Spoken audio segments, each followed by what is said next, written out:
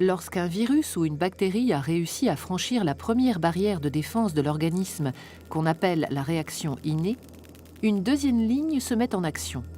C'est l'immunité adaptative. Ce deuxième bouclier protecteur fait appel à des globules blancs spécifiques aux vertébrés, les lymphocytes.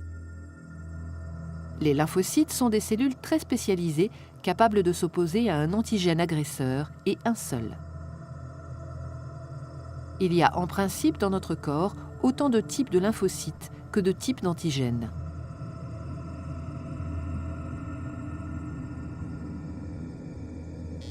Lorsqu'un antigène agresseur a réussi à franchir la première barrière de défense de l'organisme, ces lymphocytes se mobilisent et quand ils reconnaissent la nature et l'identité de l'intrus, ils s'activent.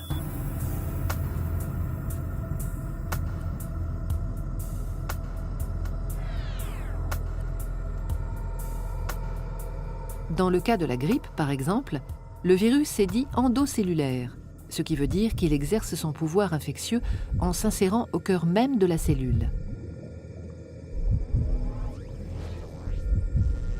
Il franchit sa membrane, pénètre à l'intérieur du cytoplasme où il se multiplie avant de se propager dans l'ensemble du corps. La cellule infectée présente alors à la surface de sa membrane des éléments identificateurs de l'antigène agresseur qui l'a contaminé.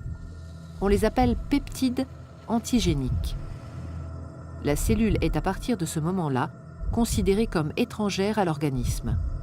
Contre ces antigènes se logeant au cœur des cellules, la réponse de l'immunité adaptative est dite à médiation cellulaire. Tout commence lors de la réaction inflammatoire.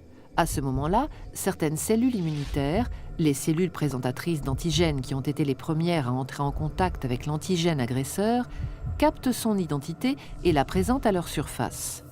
Les cellules dendritiques exposent le peptide de l'antigène. Jouant un rôle de messager, ces cellules présentatrices d'antigènes, dès lors porteuses du peptide, la fiche d'identité de l'agresseur, migrent vers les ganglions lymphatiques où résident des lymphocytes T4 et T8 dormants. Elles présentent le peptide collecté aux lymphocytes spécialisés dans la réaction à l'antigène présent dans le corps et à celui-là seulement. Une fois le message transmis et le dialogue établi, le lymphocyte T4 concerné est activé. Il va devenir une véritable plaque tournante de la réaction qui va suivre. Il commence par se multiplier en un grand nombre de clones. C'est ce qu'on appelle la mitose.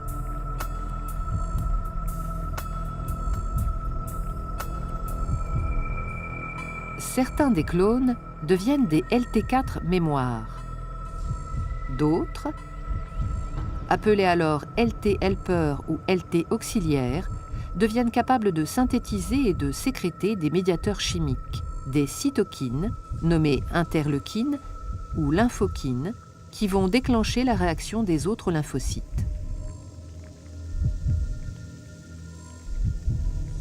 Les interleukines émises stimulent à distance d'autres lymphocytes, notamment les lymphocytes T8, déjà mis en alerte depuis leur contact avec la cellule présentatrice d'antigènes.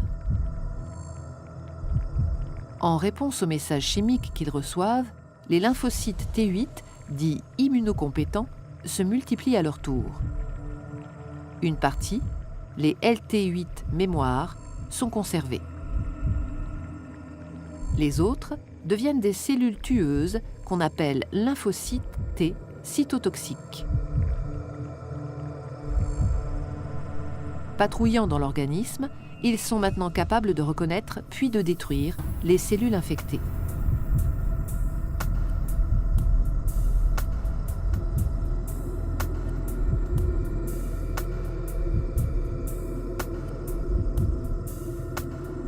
Mais d'autres agents infectieux peuvent agir en demeurant à l'extérieur des cellules.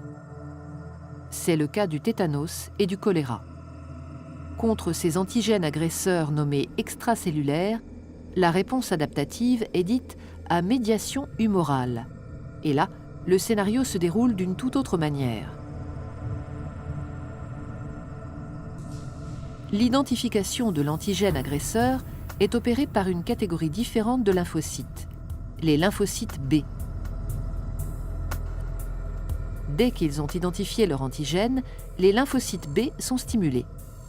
Recevant à distance des cytokines, les messages chimiques émis par les lymphocytes T4 helper déjà en alerte, ils se multiplient par mitose. Une partie est encore une fois stockée comme LB mémoire. Les autres clones se transforment en plasmocytes anti-antigènes. Ils produisent alors des anticorps circulants, spécifiquement dirigés contre l'antigène concerné. Ces anticorps circulants sont sécrétés en grande quantité dans le plasma, à raison de 2000 à 5000 à la seconde. Dès qu'ils rencontrent l'antigène agresseur, ils se lient à lui en nombre et forment une sorte de filet qui le neutralise. Toutes les cellules mortes, ainsi que les débris cellulaires résultant de la réponse immunitaire, sont éliminés par les macrophages, les éboueurs du corps humain.